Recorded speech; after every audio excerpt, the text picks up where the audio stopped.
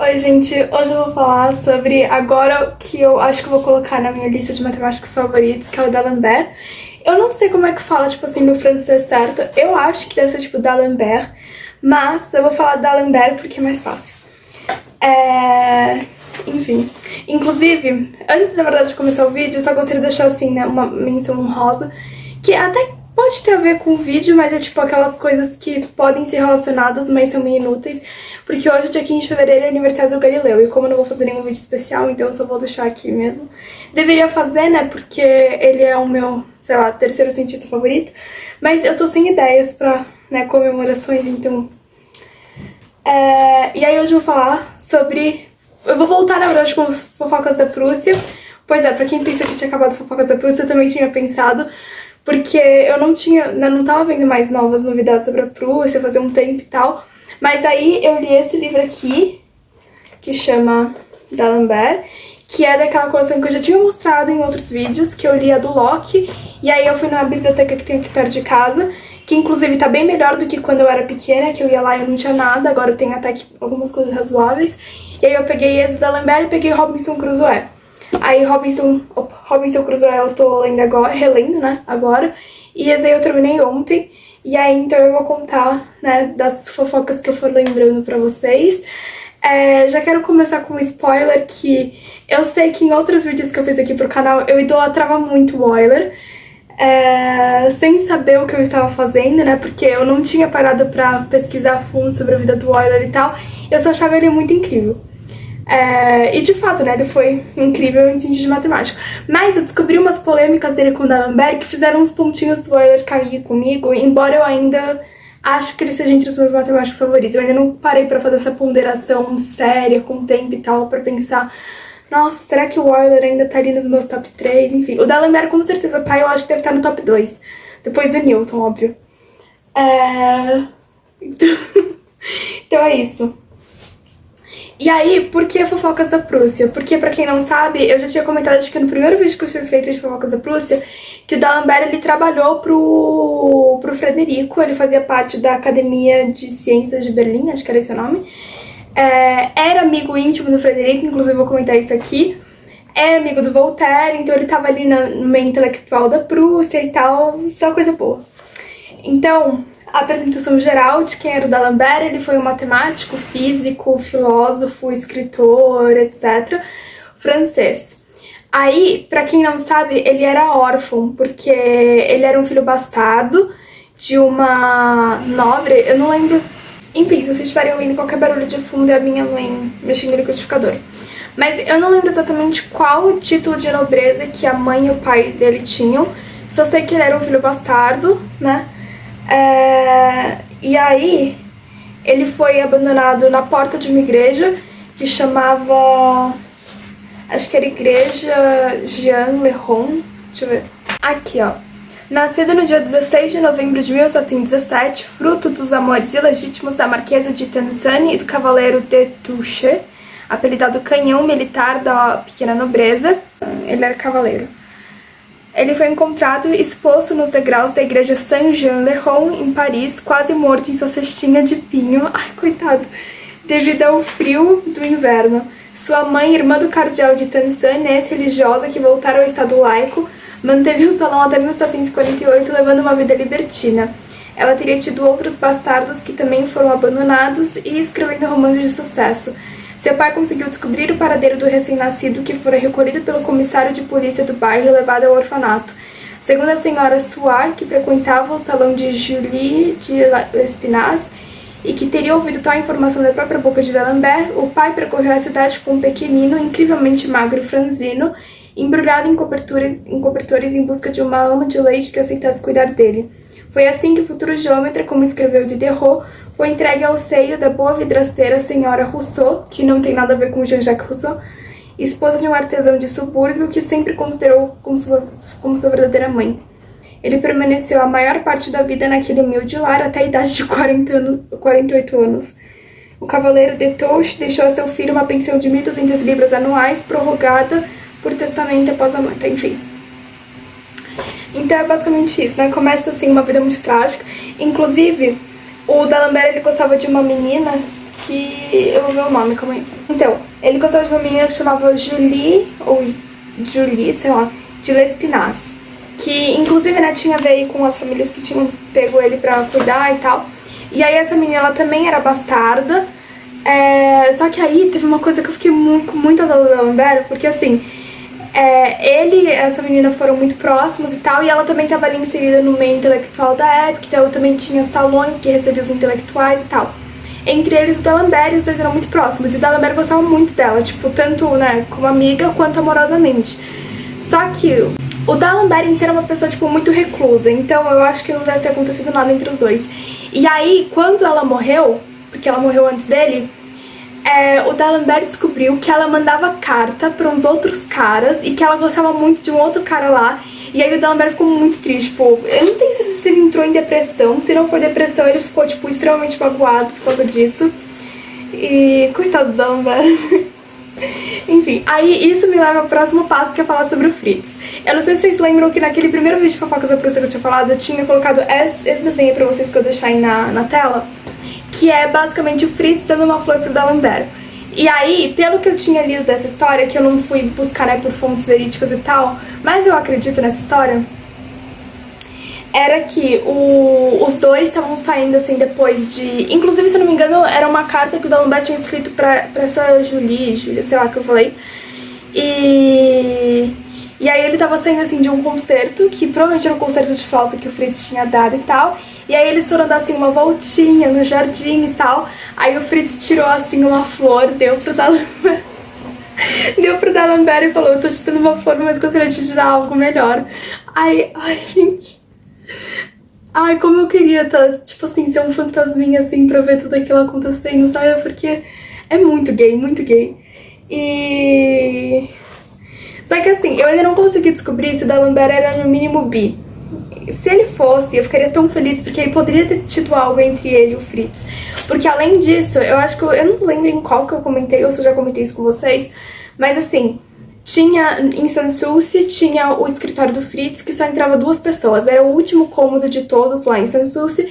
E além do Fritz, só entrava o Voltaire, que é um pouco óbvio, né? Porque durante, acho que alguns anos, ele foi a pessoa mais próxima do Fritz.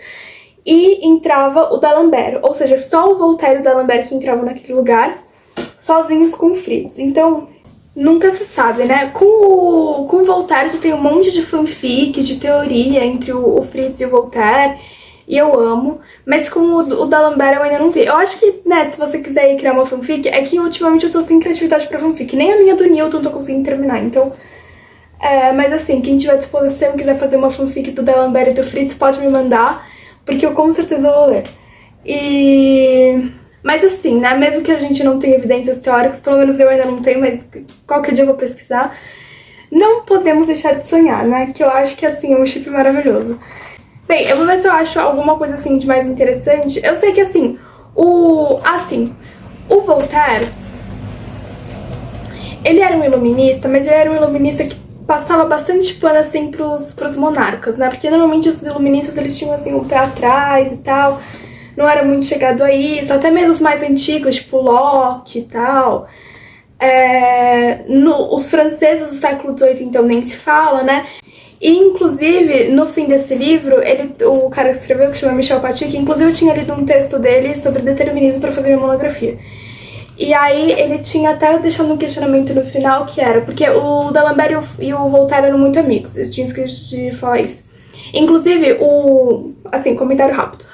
Pra quem não conhece, o D'Alembert, ele ajudou o Diderot a escrever a enciclopédia, ou encyclopédie, sei lá como é que fala em francês, que foi a primeira enciclopédia de peso que foi escrita na história da humanidade, e é um dos livros mais importantes do século XVIII, que inclusive influenciou na Revolução Francesa, na Inconfidência Mineira e mais um monte de coisa.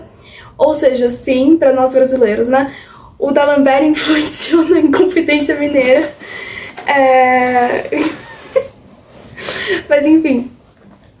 E aí calma aí que eu me perdi. Ah, sim, então. E aí o Voltaire também ajudou a escrever a enciclopédia e tal. O D'Alembert, ele tava assim, mais nos verbetes sobre matemática, física, astronomia, e um ou outro sobre política, filosofia e tal, mas não muita coisa. Porque quem escrevia mais a parte de humanas era o Diderot mesmo. Mas aí ele foi preso, enfim, teve toda a polêmica lá. Inclusive, teve uma época que ele e o Diderot romperam, porque eles começaram a ter ali umas intrigas em relação de como que deveria continuar com a enciclopédia, porque ela foi censurada em muitos lugares. E aí o D'Alembert achava que eles tinham que continuar publicando mesmo assim, sem censurar nada, e escrever da forma mais perfeita possível, porque o D'Alembert era bem perfeccionista, na verdade. Ou não, nem tanto, mas depois eu entro nisso. E o Diderot era do partido de que eles deviam deixar imperfeito, mas publicar mesmo assim, só que de uma forma mais velada, assim, para que não fosse censurado tanto e tal, enfim. Aí começaram as divergências, o que é até um pouco irônico, né, porque o Diderot, quando você pensa assim nele, você pensa que ele seria mais radical do que o D'Alembert em certos quesitos. E até era, né, porque ele era meio contra, assim, a matemática, enfim, tem essas polêmicas, mas eu não vou entrar muito nisso. Mas enfim, inclusive, quem lembra daquela história muito boa de o Diderot e o Euler na Rússia? Aí o Diderot lá, né, com os discursos ateus dele e tal, já enchendo o saco da Catarina Grande. Aí ela chega e fala pro Euler dar um jeito nele. Aí o Euler faz lá uma equação provando que Deus existe, o Diderot não consegue refutar, muito bom. Então talvez também seja por isso que o Diderot não gostava muito de matemática, né? Porque ele não era bom em matemática, então o que a gente pode fazer? Mas enfim, voltando ao Voltaire e ao D'Alembert. Tudo isso para chegar à seguinte conclusão. No fim do livro, o autor deixa um questionamento de: será que o Voltaire seria amigo do D'Alembert se ele não tivesse uma origem aristocrática? Porque, como eu falei pra vocês, o D'Alembert era um filho bastardo de 2 nobres. Então, porque o Voltaire, ele se importava muito assim com títulos, com postos, com nomes, etc. Então tinha assim, né, uma leve incoerência no Voltaire, que eu sempre achei, na verdade, eu não sei se eu já cheguei a falar nos vídeos, mas eu nunca neguei isso, no fundo. Mas enfim. E aí eu não lembro se eu tava falando alguma coisa antes disso, mas eu acho que tudo isso era pra linkar com o Fritz. Mas enfim, agora vamos ao Euler. Pra quem não sabe, o Euler também trabalhou na Prússia, né? Na verdade, aquele trabalho lá famoso dele das pontes de Königsberg, ou Königsberg, eu acho que em português que é Königsberg, sei lá. Que aí, depois daquilo, ele inventou lá a teoria dos grafos e tal. Era na Prússia. Na verdade, eu vou dar um breve corte só pra terminar o que eu tô falando do Fritz, porque eu encontrei aqui uma parte boa. Mas aí depois eu volto pro Euler.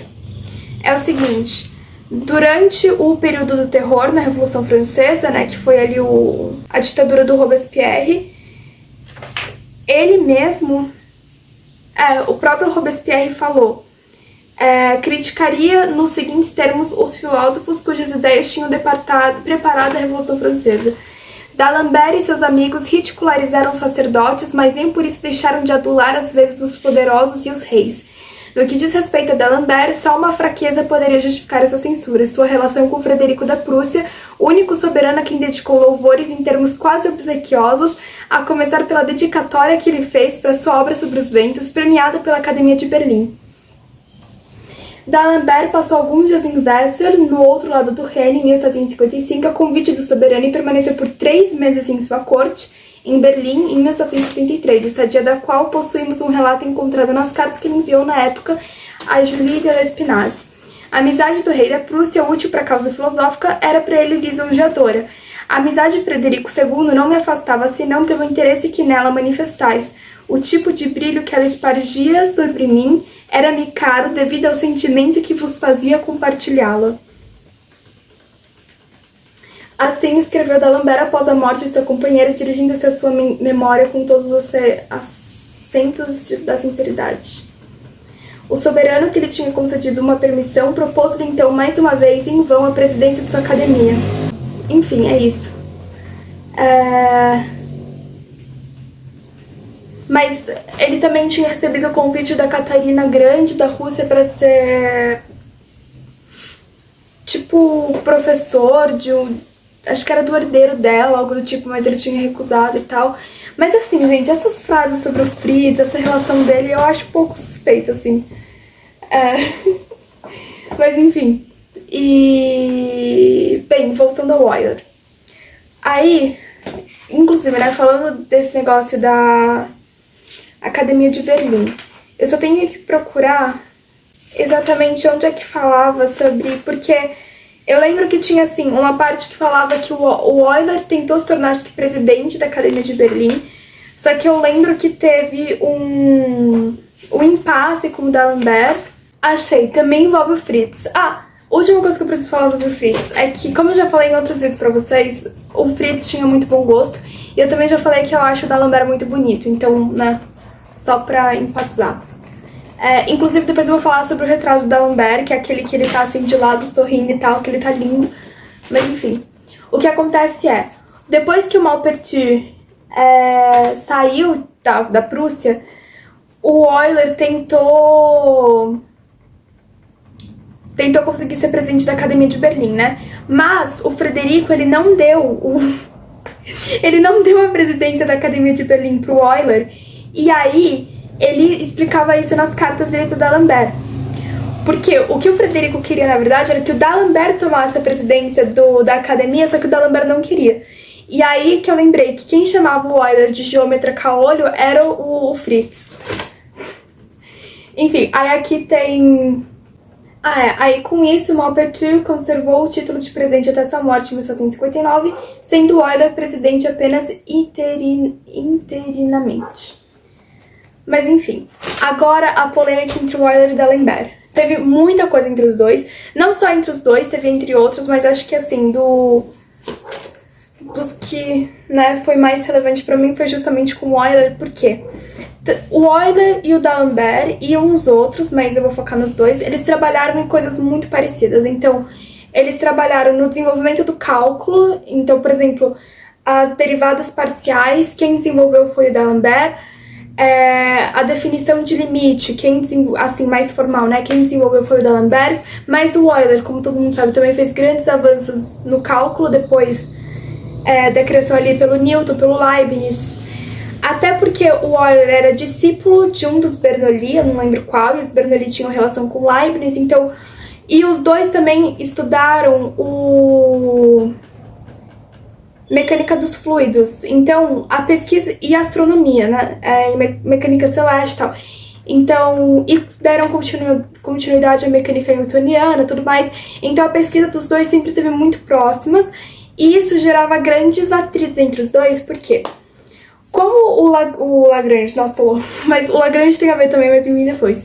Como o D'Alembert sabia, né, que tinha outras pessoas, se eu não me engano era Euler e Condillac, que é algo tipo... Não, Clairaut, sei lá. Então, o D'Alembert sabia que tinham 3 pessoas trabalhando na mesma coisa. Ele, o Euler e o Clairaut. E aí, o que ele fazia lá, né, descobrir os negócios, e ele publicava tudo muito rápido, sem dar tempo de ele deixar da forma mais organizada e esteticamente bem apresentada possível. Então, por isso, esse foi um dos motivos do porquê o D'Alembert ter caído em esquecimento. Porque realmente o D'Alembert é hoje em dia um matemático muito underrated, que ninguém lembra dele, matemático, físico, filósofo, etc. E as pessoas lembram muito mais do Diderot do que do D'Alembert, sendo que na época o D'Alembert era mais famoso que o próprio Diderot, porque ele tinha sido continuador da mecânica newtoniana, o Diderot não. Então, só que aí as coisas se inverteram, porque tudo que o D'Alembert fez, o Euler ou outros matemáticos acabaram fazendo, e aquilo que ele não fez, o Lagrange e o Laplace deram... Na verdade, assim, não aquilo que ele não fez, aquilo que ele começou, mas não necessariamente terminou, o Lagrange e o Laplace deram continuidades, porque o Lagrange e o Laplace foram discípulos do D'Alembert. Então, foi um pouco trágico pro D'Alembert, assim, né? Porque isso eu ficava, assim, enquanto eu tava lendo, eu ficava, nossa, gente, coitado do D'Alembert. Porque ele foi esquecido, literalmente. Mas então... E um dos motivos disso foi, como ele tinha, né, outras 2 pessoas, ele sabia que tinha outras 2 pessoas, ou até mais, pesquisando as mesmas coisas que ele, então ele dava prioridade para publicar antes. Só que com isso, o que acontecia? O Euler publicava depois, só que o Euler fazia mais bem feito, então ele fazia as demonstrações mais bonitas possíveis, ele deixava o pensamento dele tudo muito bem organizado e tudo mais, e aí com o tempo... os trabalhos do Euler acabaram ficando mais significantes do que os do D'Alembert, por ser mais simples de ler. E às vezes também por ter uma rigorosidade maior. Mas enfim, né? E aí... Só que aí tá falando assim, a suscetibilidade frequentemente excessiva de D'Alembert teve inegavelmente um papel em todos esses conflitos. Mas ele sempre julgou equitativamente seus colegas, dizendo que Euler era um homem muito desagradável, mas um grande geômetra. E inúmeros testemunhas deram provas das boas disposições de D'Alembert em relação ao seu colega mais velho e de suas intervenções em favor dele junto a Frederico para uma melhoria de sua situação. Euler tinha uma família numerosa. Ai, eu não aguento. O Euler teve 13 filhos. Também defendeu Clairaut por muito tempo após sua morte contra alegações que poderiam diminuir a importância de suas contribuições científicas. Nem sempre seus rivais deram mostras em relação a ele de idêntica probidade intelectual. E é aqui que eu vou começar a criticar o Euler, tá? Porque assim, eu fiquei muito decepcionada com o Euler lendo esse livro. Porque na minha cabeça, o Euler era tipo... um homem inocente, sabe? Porque você olha pra trás do Euler, ele não tem um olho. Então você olha, fica com dó, fica com pena, sente o respeito por ele, por todas as grandes contribuições que ele fez. E nunca que você poderia imaginar que ele fosse uma pessoa chata, que nem o D'Alembert colocou aqui. Embora eu tenha as minhas dúvidas também, né? Eu acho que eu tenho que ler mais coisas sobre o Euler pra poder chegar a essa conclusão. Mas enfim, eu também nunca quis imaginar que ele foi tão hostil como o D'Alembert, coitado. E outra coisa, ele plagiou o D'Alembert. Agora eu vou procurar essa parte, porque eu tinha achado assim muito engraçado, mas tá por aqui, calma aí. Aqui, achei. Tava falando...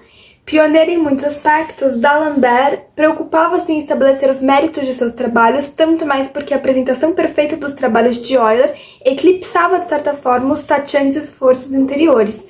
Chegou a acontecer que Euler retomasse, sem citação, as ideias e resultados de D'Alembert e a posteridade acabou por lhe atribuir o mérito por sua apresentação mais direta e elegante. Ou seja, no fundo teve um plágio do Euler. E isso me lembra daquela história do Newton com aquele... Qual que era o nome daquele astrônomo inglês? Ai, eu esqueci. Era John Flamsteed, eu acho. Que o Flamsteed não tinha deixado o Newton pegar os dados de observação que ele tinha feito sobre a Lua e tal, só que o Newton estava precisando. E aí ele falou, não, eu posso dar assim que eu terminar, né, de coletar todos os dados que eu preciso e tal, porque senão eu vou te dar um trabalho incompleto. Aí o que o Newton fez, porque o Newton já tava bam nessa época também, né, então ele foi lá, pegou os dados do Flamsteed, não deu crédito pro Flamsteed e usou mesmo assim, sem o Flamsteed deixar. Tanto que o Flamsteed, ele ficou assim com... Como é que chama? Rancor do Newton pro resto da vida dele. Mas tudo bem. Pro Newton eu passo pano. Pro Euler eu achei mais complicado, assim, nesse livro. Bem, acho que agora eu vou pro último tópico. Eu não sei... Eu acho que eu devia ter, assim, mais alguma outra coisa pra falar, mas eu não vou lembrar. Sim, eu acho que, assim, né, só pra comentar as coisas que a gente lembra mais do D'Alembert. Tinha aqui um negócio na física que chamava, acho que, Princípios de D'Alembert, que eu pessoalmente não tinha estudado, mas, né, fica aí a dica. E o outro, que esse sim eu tinha estudado, que tinha a ver com número de raízes de uma equação polinomial, dependendo do grau da equação, esse tipo de coisa. Isso daí eu lembro que tanto que era teorema de D'Alembert, algo do tipo. Que eu lembro que quando eu tinha estudado eu tinha achado tipo meio blé, porque tinha um outro que era muito parecido. Então, mas enfim, tudo bem. Sim, o D'Alembert foi também um dos precursores, assim, pra que a álgebra fosse mais adotada ao invés da geometria, né? Por mais que chamassem de geômetra na época, mas assim, ele já estava usando bastante análise, tanto da geometria analítica quanto do cálculo, desenvolveu ainda mais o cálculo e dava mais preferência para as demonstrações algébricas. Bem, agora eu vou falar sobre o retrato do D'Alembert, porque tem um subcapítulo aqui só sobre isso, que ele fala o seguinte: D'Alembert encontrava-se então em plena maturidade e no auge de sua glória. A pintura pastel que o pintor Latour fez do Pensador em 1753 mostra aos 36 anos, já seguro de sua precoce celebridade, mas de aspecto aberto e sensível, pronto para se entusiasmar ou para sorrir ironicamente. Seus amigos referiam-se a ele como sendo de temperamento franco, pouco inclinado a dobrar-se a obrigações e mundanidades, alegre, mas também capaz de se enraivecer como uma criança contrariada. franzino e com voz fraca, isso fez que alguns suspeitassem que fosse impotente. Excessivamente emotivo, extremamente suscetível e de humor instável, ele podia ser facilmente abordado. Era falante, discorria sobre qualquer assunto, ainda que às vezes de maneira um tanto desconexa. Era também muito traquinas e contava muitos bons contos que deveriam divertir muitíssimo o rei Frederico II da Prússia, segundo as palavras de Meister, um dos redatores da correspondência literária, sei lá. Em suma, para retomar os termos de seu próprio autorretrato, ninguém duvidaria ao vê-lo que ele passou a maior parte de sua vida mergulhado em profundos estudos. Então, o D'Alembert era recluso, né, mas ele tinha assim, essas socializações com o Fritz, que, mais uma vez, são duvidáveis. E... assim, outra coisa, ele era ateu. Eu acho que, assim, no começo ele começou sendo mais, tipo... talvez indo mais para um deísmo, não sei, mas acho que no fim ele acabou sendo ateu mesmo. E ele foi um sucessor importante do liberalismo. Bem, ele foi sucessor nas ideias do Locke, precursor das ideias do Kant.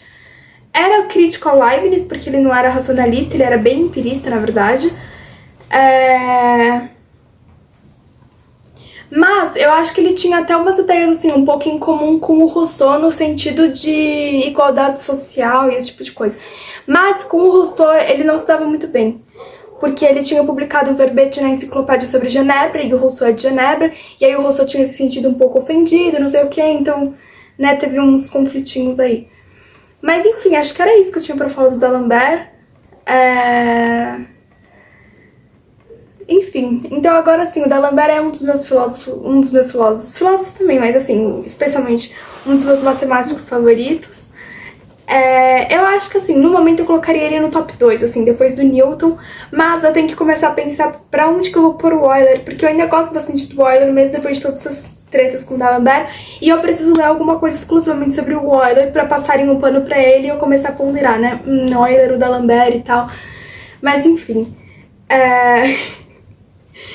espero que tenham gostado do vídeo, e a última coisa que eu vou falar é que, como eu falei pra vocês no começo do vídeo, o D'Alembert é sim um matemático, cientista, filósofo, enfim, muito underrated até hoje, porque até hoje é muito pouco estudado os trabalhos dele.